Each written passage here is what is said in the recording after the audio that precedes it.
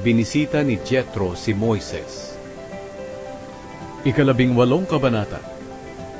Nabalitaan ni Jethro na pari ng Midian at biyenan ni Moises ang lahat ng ginawa ng Diyos kay Moises at sa mga mamamayan niyang Israelita.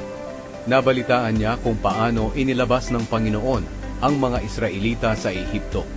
Pinauwi noon ni Moises kay Jethro na kanyang biyenan ang asawa niyang si Zipporah at ang 2 anak nilang lalaki.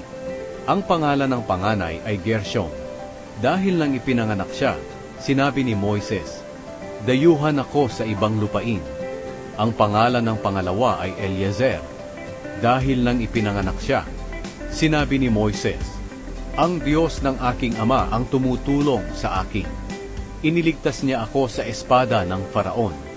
Ngayon, pumunta sila Jethro, ang asawa ni Moises at ang 2 nilang anak, sa pinagkakampuhan ni Moises sa ilang, malapit sa bundok ng Diyos. Nagpasabi na si Jethro kay Moises na darating siya kasama si Zipporah at ang 2 nilang anak. Kaya sinalubong ni Moises ang kanyang biyenan at yumukod siya at humalik sa kanya bilang paggalang.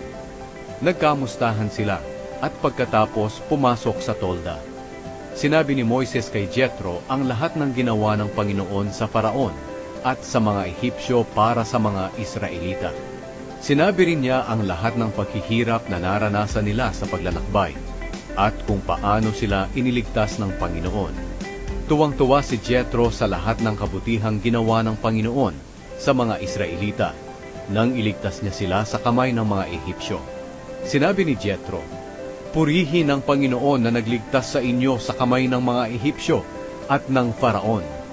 Nalalaman ko ngayon na mas makapangyarihan ang Panginoon sa lahat ng Diyos, dahil iniligtas niya ang mga Israelita sa mga Ehipsyong nagmamaltrato sa kanila." Pagkatapos nag-alay si Jethro ng mga handog na sinusunog at iba pang mga handog sa Diyos. At habang ginagawa niya ito, dumating si Aaron at ang lahat ng tagapamahala ng Israel. Sumama sila kay Jethro para kumain sa presensya ng Diyos. Pumili si Moises ng mga hukom. Kinaumagahan, naupo si Moises bilang hukom para dinggin ang mga kaso ng mga tao. Nakapila ang mga tao sa harapan niya mula umaga hanggang gabi. Nang makita ito ni Jethro, sinabi niya kay Moises, "Bakit ginagawa mo ito para sa mga tao? At bakit mag-isa mo itong ginagawa? Pumipila sa iyo ang mga tao mula umaga hanggang gabi." Sumagot si Moises, "Ginagawa ko po ito dahil lumalapit ang mga tao sa akin para malaman ang kalooban ng Diyos. Kung may pagtatalo ang mga tao, dinadala nila ito sa akin at ako ang nagdidesisyon kung sino sa kanila ang tama. At tinuturuan ko sila ng mga tuntunin at utos ng Diyos." Sinabi ni Jethro, "Hindi tama ang pamamaraan mong ito. Pinapahirapan mo lang ang sarili mo at ang mga taong ito. Napakahirap nito kung ikaw lang. Makinig ka sa akin at papayuhan kita. At sana'y samahan ka ng Diyos.